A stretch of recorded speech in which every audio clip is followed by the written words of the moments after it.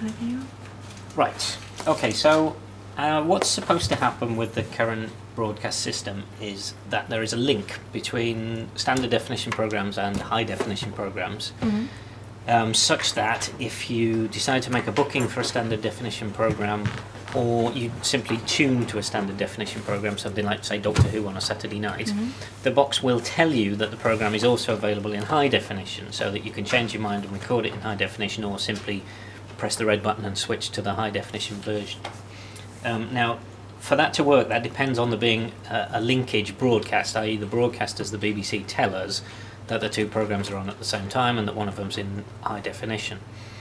Now, we monitored Digital Spy for comments from users, and there was one user on there complaining that this function wasn't working from them. They'd read it in probably on the website that it was supposed to work, and they were saying it's just not working. Now, obviously, we get quite a lot of comments on Digital Spy of things that aren't working that turn out they are working, or there's a misunderstanding with the user. So we spent some time talking over Digital Spy to establish that there was a genuine problem, and obviously we try, as soon as somebody reports something like that, we try it here in the office, and we phone around a few people and see if it's happening for anybody else, and everybody was saying no, it's fine, that the HD linkage is fine. I even posted something on Digital Spy to ask for other people that weren't seeing this linkage, and there was essentially no response. Everyone was saying it was fine. So it was a little bit odd that just this one guy was saying that the linkage was broken, but obviously he seemed to be an intelligent guy, and there was no reason to believe that he was making it up. So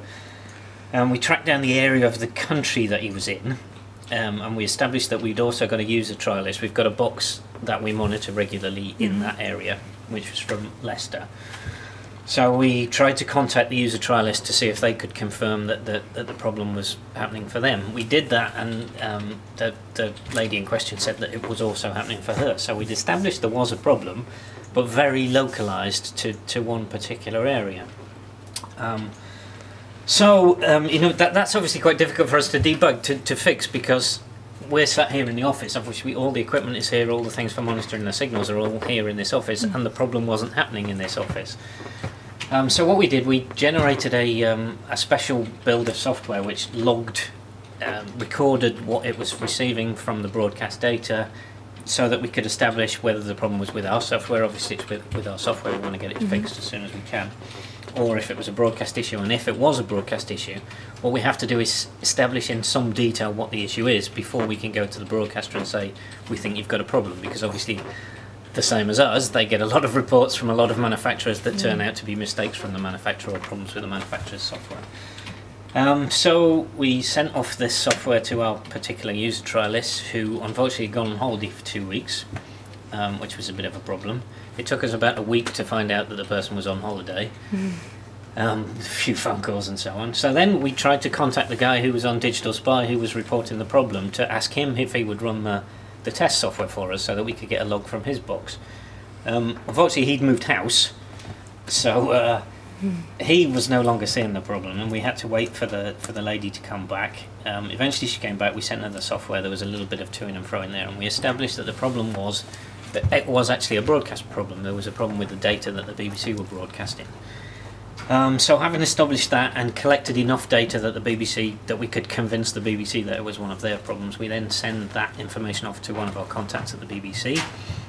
The BBC then have to do some investigation, and they came back to us and said that it was a problem. It was something that they'd forgotten to do.